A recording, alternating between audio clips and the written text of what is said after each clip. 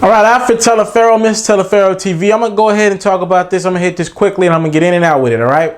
Grayson Allen of Duke, for those who don't know, those who don't watch basketball, I could brief you up pretty quickly.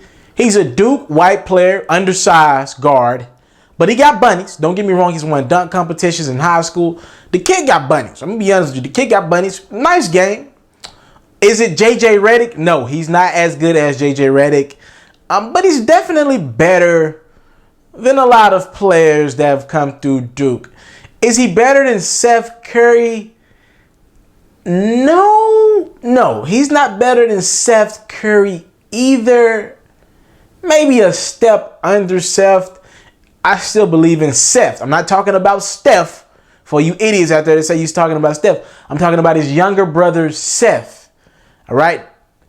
Is he better than Seth Curry? No. But the kid got a nice game, all right? I watched him catch an inbound lob that didn't count the other night. That boy got bunnies, all right? Competitive spirit. A lot to like about the kid, but there's also a lot of flaws with the kid, all right? For those who don't know, Duke was in the game playing a nobody pretty much. That game was closer than it should have been. But in the middle of the game, first half, Grayson Allen tripped one of the players on the opposing team. This is not his first time doing that, all right? Grayson Allen is known. He's did it a couple times, and a few other times he's attempted to trip people. The guy just can't help himself, all right? He was in the middle of a basketball play. The two were fighting for the ball, and Grayson Allen was on the losing end of it, and he tripped the guy. Every time he gets frustrated, and these are not like accidental type feet coming out. He's literally sticking his foot out, all right? Draymond Green. I, from the beginning, have thought Draymond Green, every time that knee goes up, that leg goes up, I thought it was an accident. But I still believe you have to do whatever it takes to get him to chill out with it, all right? Draymond Green's legs going all over the place. I get it. If he has to be suspended to try to chill him out and tie a paycheck with it, or a game away from what he loves to do, I think it's necessary. But I don't think it's intentional what Draymond Green does. Grayson Allen is intentionally tripping people when he's on the losing end of a play, all right? It's like the third incident that this has happened. All right, now, so Coach K has come out and suspend him indefinitely. He's suspended indefinitely, but a lot of people are like, man, if this dude really has a problem, he has to get kicked off the team, man. You can't allow somebody to, at a prestigious program like Duke, where excellence is a must, the graduation rate is impeccable for four-year students, you can't allow him to get away with tripping players. It's ridiculous. It is absolutely ridiculous. And I'll tell you this is where white privilege at a school that's known for producing a lot of white players in the past. Now, as of late, they have been producing a lot of African-American great athletes like the Austin Rivers, like a Jabari Parker, like a Jahlil Okafor, all right, like a Tyrus Jones, all right? Coach K's had to revamp everything recently to compete with the likes of a Coach Calipari in Kentucky and UNC and Roy Williams and Rick Pitino in Louisville, all right? So he's kind of changed a little bit up of what he had to do in the recent past. But when you think Duke, remember back in the day when Jalen Rose in Michigan and the Fab Five, they couldn't stand Duke.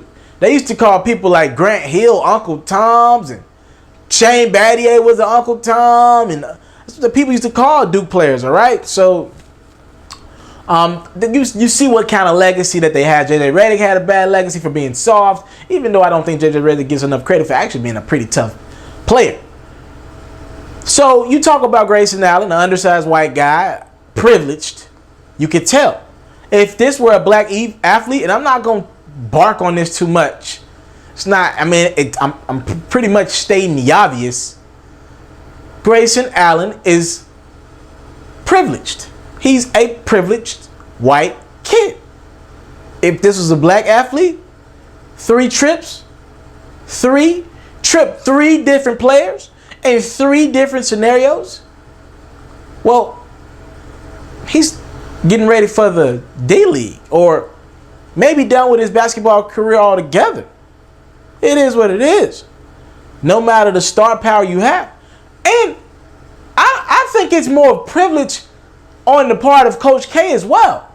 Coach K is getting to that point. He's getting older. I know he's in late 60s, I know. And he's kind of reneging on what he stands for.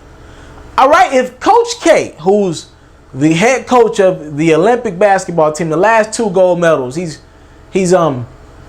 3 gold medals actually. He's at one of the top programs in Duke, and pretty much, if you think basketball, maybe you think Popovich and Phil Jackson first and second, but in that top 5 comes Coach Calipari and Coach K and Jim Boeheim and Roy Williams. He's in that top tier of coaches when you think basketball head coaches at any level. So he definitely has to set the example for the rest of the country. My thing is, if it's about play on the court, that Duke team is so loaded with Harry Giles and Jason Tatum and Emil Jefferson, who's back from injury. They're so loaded with talent. And Kennard, I like him a lot.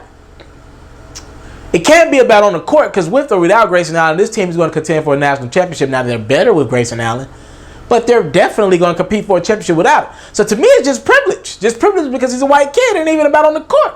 All right, it's a Johnny Manziel syndrome. And I don't like it. I really don't like it. I couldn't nag on more and more about certain scenarios where black athletes didn't get the benefit of the doubt. How maybe a black athlete smoked marijuana. I would argue that an athlete smoking marijuana and a guy literally tripping you on the court, dirty, he could injure you. See, when an athlete is smoking marijuana, he's hurting himself. And yes, you are hurting yourself. When you tripping guys, you can injure a guy, hurt his wrist, fall on his knee. I'd argue that that's even worse. And the fact that I got to see how many games come out of this indefinite suspension, and it's going to be pivotal. He's indefinitely suspended right now, but I need to see at least 5 games. I'm not going to lie to y'all. And he's crying and pounding post-game. But this is the privilege thing. He ain't crying because he's sorry about the athlete that he tripped. Because if you watch it again, guys. Go search it online. After the play, he's fussing at the guy. So if you had any remorse for what you did, you would be upset then.